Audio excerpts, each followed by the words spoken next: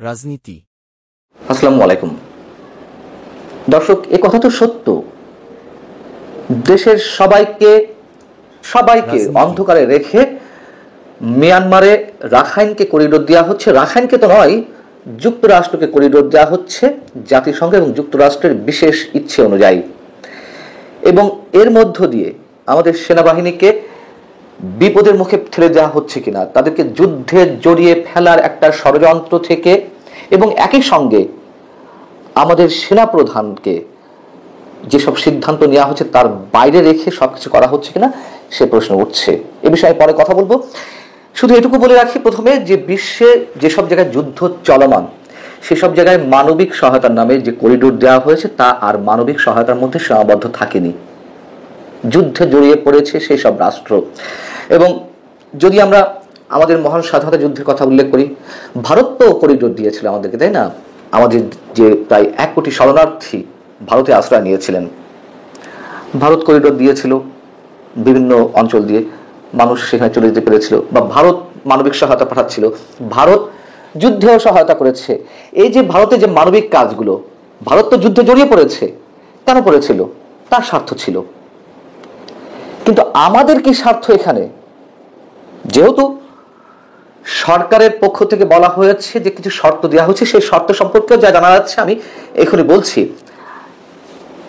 তার চেয়েও বড় কথা যে এমন প্যাসেজের জন্য, এই যে মানবিক সহায়তার নামে যে নিরাপদ করিডোর, এটির জন্য বঙ্গোপসাগর সিতোয়ে মংডুর উপরের দিক দিয়ে রুট রয়েছে, খোলা আছে। সেই সব জায়গাকে মানবিক রুট হিসেবে ব্যবহার না করে বা প্রস্তাব না দিয়ে জাতিসংঘ এবং যুক্তরাষ্ট্র কেন বাংলাদেশকে বেছে নেওয়া হচ্ছে, এই প্রশ্ন তুলেছেন খোদ মিয়ানমারের সিতোয়েতে বাংলাদেশ মিশনের সাবেক প্রধান নিরাপত্তা বিশ্লেষক অবসরপ্রাপ্ত মেজর ইমদাদুল ইসলাম। তিনি বিবিসিকে এই কথা বলছিলেন। এখন কথা হচ্ছে যে করিডোর দিলেও তাতে রাখাইনে যে বেসামরিক নাগরিকেরা অসহায় অবস্থায় রয়েছেন তাদের হাতে পৌঁছাবে? তার কারণ সেখানে যারা দখল করে আছেন সশস্ত্র গোষ্ঠী আরাকান আর্মির সদস্যরা, তাদের জন্য সব ধরনের পথ বন্ধ করে দিয়েছে মিয়ানমার জান্তা। তো জান্তা সরকার তাদের জন্য সব রুট বন্ধ করে দেওয়ার পরে এখন যেই সহায়তাগুলো বাংলাদেশের মাধ্যমে যাবে, বাংলাদেশের করিডোর হিসেবে ব্যবহার করে, সেগুলো কি সেই বেসামরিক নাগরিকদের হাতে পৌঁছাবে, নাকি আরাকান আর্মির দখলেই তা যাবে? অথবা সরাসরি বললে, এর আগে তো বলেছি যে আসলে মানবিক সহায়তার নামে কি যাবে? যুদ্ধাস্ত্র, গোলাবারুদ, অস্ত্র সরঞ্জাম। যাক, এখন বিষয় হচ্ছে যে আমাদের পররাষ্ট্র উপদেষ্টা গত রোববার সচিবালয়ের সাংবাদিকদের সামনে বলছিলেন যে নীতিগতভাবে সরকার সিদ্ধান্ত নিয়েছে রাখাইনে করিডোর দেবে বাংলাদেশ। তো সেই সিদ্ধান্ত নেওয়া হলেও কিছু শর্ত বাংলাদেশ দিয়েছে। প্রশ্ন উঠছিল, আমি নিজেও প্রশ্ন করেছি, কি সেই সব গোপন শর্ত? মজার বিষয় হচ্ছে এখন সরকারের পক্ষ থেকে যে শর্তগুলোর কথা ছড়ানো হচ্ছে, কোনো কোনো গণমাধ্যমে এসেছে, এগুলো আমাদের কাছে একেবারেই অবিশ্বাস্য, আর যদি সত্যও হয় তাহলেও হাস্যকর। সরকার যে শর্তগুলো দিয়েছে তার মধ্যে সহায়ক পরিবেশ, বৈষম্যহীন এবং শর্তহীনভাবে সবাইকে ত্রাণ বিতরণের উপর জোর দেওয়া হয়েছে। সহায়ক পরিবেশ বলতে কি বোঝানো হয়েছে? ত্রাণ পরিবহন এবং বিতরণের জন্য রাখাইনের সহায়ক পরিবেশ তৈরি না হলে ত্রাণ সরবরাহ ব্যাহত হতে পারে। এর জন্য যুদ্ধ বিরতি বা এমন একটি অ্যারেঞ্জমেন্ট প্রয়োজন যেখানে বাংলাদেশ থেকে জাতিসংঘের মাধ্যমে ত্রাণ বিতরণ ও বিতরণ ব্যবস্থায় কোনো ধরনের বিরূপ প্রভাব ফেলবে না। আর বৈষম্যহীন ত্রাণ বিতরণ বলতে কি বুঝিয়েছে? যে রাখাইনে আরাকানি, রোহিঙ্গা ও অন্যান্য জাতিগত যে সংখ্যালঘু জনগোষ্ঠী রয়েছে সবাইকে যেন ত্রাণ বিতরণ করা হয়, বৈষম্যহীন ত্রাণ বিতরণ। আর কি বলা হয়েছে? শর্তহীন ত্রাণ বিতরণ। এতে কি বলা হচ্ছে? ত্রাণ বিতরণের সময় কোনো ধরনের শর্ত আরোপ করা যাবে না, অর্থাৎ কোনো ধরনের কাজ করলে বা না করলে বিতরণ করা হবে বা অন্য কোনো ধরনের শর্ত আরোপ করা যাবে না। ওইখানে সবাই ত্রাণ পাচ্ছে কি পাচ্ছে না এটা তো জাতিসংঘের বিষয়, এবং যেই উদ্দেশ্য নিয়ে যুক্তরাষ্ট্র আসছে তার বিষয়। বাংলাদেশের এরকম মহান উদার না হলেও চলবে, এই মুহূর্তে অবশ্যই চলবে, বাংলাদেশের দেখার দরকার নেই। আর এগুলো বাংলাদেশ দেখে কি করবে? এগুলো তো লোক দেখানোর শর্ত।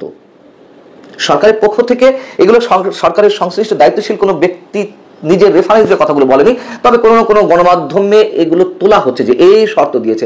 এই শর্ত দিয়ে আমাদের লাভ কি? বরং আমরা দেখব আমাদের নিরাপত্তার ঝুঁকি কোথায় রয়েছে, আমাদের জাতীয় নিরাপত্তা কোথায় বিঘ্নিত হচ্ছে, আমাদের যুদ্ধে জড়িয়ে পড়ার কোনো সম্ভাবনা রয়েছে কিনা। এবং এমনিতেই এই যে রুটটি যেখান থেকে বাংলাদেশের টেকনাফ দিয়ে যে করিডোর দেওয়া হবে, যে কথাবার্তা চলছে, সেই রুটটি মিয়ানমারের অবৈধ অস্ত্র এবং যে বিপুল পরিমাণ মাদক সেখানে উৎপাদন করা হয় তা চোরাচালানের জন্য আন্তঃসীমান্ত হিসেবে ব্যবহৃত হয়। যদি করিডোর দেওয়া হয় তাহলে খুব সহজে এইসব অস্ত্র এবং মাদক বিভিন্ন জায়গায় চোরাচালানের জন্য চোরাচালানের রুট হিসেবে ব্যবহার করা হবে। খুব স্বাভাবিক এগুলা। এবং সবচেয়ে বড় কথা যে আলোচনাটি এসেছে যে মিয়ানমারের মানবিক সহায়তা দেওয়া হবে রাখাইন অঞ্চলে। মিয়ানমারের সামরিক সরকার বা যেই রাখাইন অঞ্চলে যাবে, সেই রাখাইন যাদের দখলে আরাকান আর্মি এবং সেখানে আরো যারা প্রভাব বিস্তার করে আছে অন্যান্য যেসব সশস্ত্র গোষ্ঠী রয়েছে, তাদের ঐকমত্যের ভিত্তিতে কি এই করিডোরটা দেওয়া হচ্ছে? তার চেয়ে বড় কথা, যেটি প্রথমে বলছিলাম যে আমাদের সবাইকে অন্ধকারে রেখে সরকার কেন একাই সিদ্ধান্ত নিতে যাচ্ছে। বিএনপি মহাসচিব মির্জা ফখরুল ইসলাম আলমগীর বলেছেন যে বাংলাদেশ আরেকটি গাজা হোক, তা আমরা চাই না। এবং সবেমাত্র কথা বলা শুরু করেছে, আমরা চাই বিএনপির মতো প্রত্যেকটি রাজনৈতিক দল তাদের অধিকার থেকে তারা এই বাংলাদেশের স্টেক হোল্ডার হিসেবে যেন সরকারের কাছে জবাব দিতে চায়। আর একটি অনির্বাচিত সরকার কোন দুঃসাহসে সবার সঙ্গে পরামর্শ ছাড়া এই ধরনের সিদ্ধান্ত নেয়, নীতিগত সিদ্ধান্ত নেয়। তার চেয়েও বড় কথা, যেহেতু এটি জাতীয় নিরাপত্তার ইস্যু, সেখানে সেনাবাহিনীর সঙ্গে কি আলোচনা করা হয়েছে, সেনা প্রধানের মতামত নেওয়া হয়েছে? আমার ব্যক্তিগত ধারণা সেনাবাহিনী এই ধরনের কোনো ইতিবাচক সিদ্ধান্ত বা তাদের মানসিকতার কথা জানায়নি। এটি আমি বিশ্বাস করি।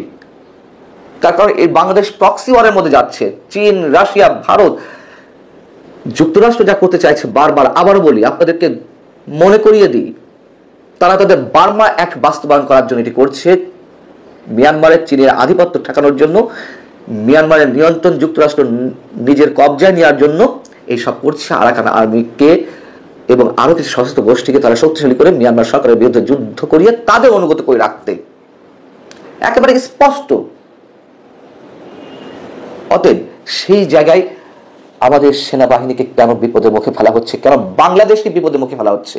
এবং খুব সহজ হিসাবে একটু দিই, যেহেতু বিষয়টি জাতীয় নিরাপত্তার বিষয়, জাতীয় নিরাপত্তা উপদেষ্টাকে নিয়োগ দেওয়া হলো বিদেশি একজন বিদেশি পাসপোর্টধারী ব্যক্তি ডক্টর খলিলুর রহমানকে।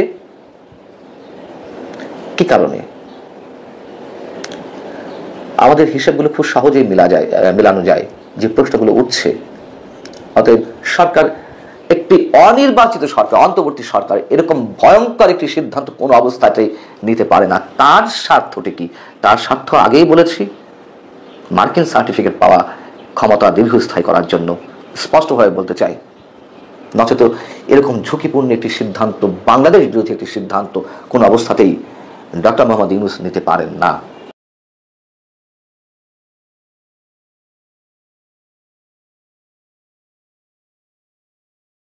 এইরকম আরও ভিডিও পেতে চ্যানেলটি সাবস্ক্রাইব করুন।